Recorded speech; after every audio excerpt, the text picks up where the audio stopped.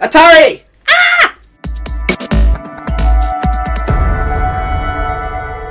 Blah! So there are probably a few kids out there going, Atari! They have been out of the game for a while, and we've decided to take it upon ourselves to educate you. So here is a quick Atari retrospective. Welcome to the Ruby Tuesdays Gaming History News Day. We're so glad that you could join us as we delve into the past so that we can better understand the future. We're mostly glad. Mostly. Atari have been around a while, quite a bit longer than either of us.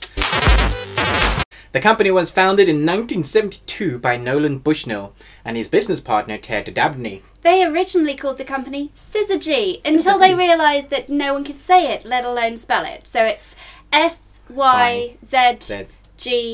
No, not G. Wait, let me start again. S-Y-Z-Y-G-Y. Yeah, that's not an obvious spelling.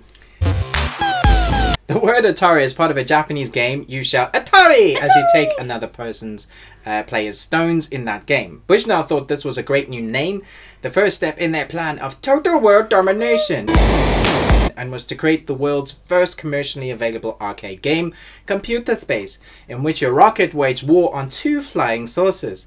The cabinet came in one of 4 different color options to complement your arcade decor, and it was a great success for the fledgling company. The first engineer they hired was Al Alcorn, I love that name, and his first job was to create Kapong, which was one of their most successful arcade games. They soon realised that the future of gaming was in consoles though, where people could play arcade-style games within their own homes, and they began working on their VCS, or Video Computer System, which was later called the Atari 2600, named after Atari's part number, CX2600. The 2600 was released in 1977 and changed everything. It is the console of many a childhood. Although obviously not ours because we're far too young. Obviously. It predates the NES by almost a decade, and for over a decade was Atari's only truly successful console. Truly. The others didn't manage to overtake the original console, probably because they weren't always compatible with the 2600 games, of which there were hundreds of titles, including Pong, Space Invaders, Pac-Man, and these were some of the most iconic games ever. One of the final Atari games released just before their untimely demise was E.T. It is unfairly regarded as one of the worst computer games of all time.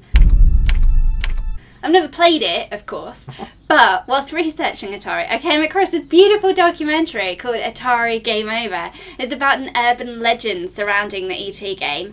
Oh, God! Earlier. And at the time of its release, everyone had a 2600 and the market was saturated with games. The whole industry was headed for the video game crash of 1983!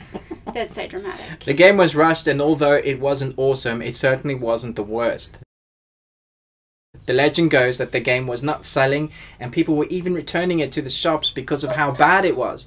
With millions of copies of the game Atari couldn't sell, Atari just dumped it in the landfill in New Mexico. The new land, Mexico. The urban legend is not exactly the truth, but they dug up the landfill in the documentary, and I don't want to spoil it for you.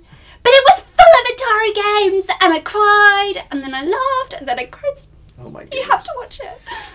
She gets emotional, but like we said, Atari did reach its sad demise, and by 1984 it was being sold off as to parts to whoever dared to take on the struggling business. Although there were several new Atari consoles throughout the 80s and early 90s, the latest being the Jaguar in 1993, the heydays of the 2600 were behind them, and in 2001 the almost non-existent Atari was bought by Infogrames, and up until now Atari has only really been used to brand their games.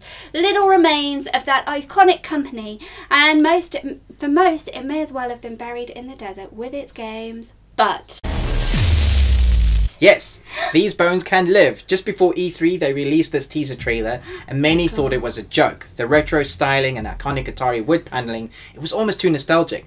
But at E3, Fred Cheney, the current CEO of Atari, speculated that they would confirm that Atari would be venturing into the console market once more with their mysterious Atari Box. So the question is, what can we expect from the Atari Box? And the answer is, we don't know.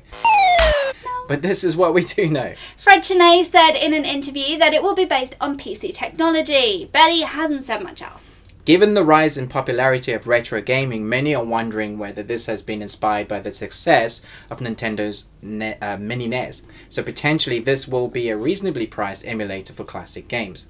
That would suit its retro styling. But if you scroll down to the bottom of the Atari website, the Atari Box, you will see that they are looking for developers to contact them. Ooh, that must mean that they're looking to develop new games for their new console, right? Right. Maybe. Some people are speculating that they may pull something amazing out of the bag and create a console capable of competing with the PS4 and Xbox One consoles. That would be amazing. Yes. But when will we get our hands on one of these consoles? Probably never. Sorry.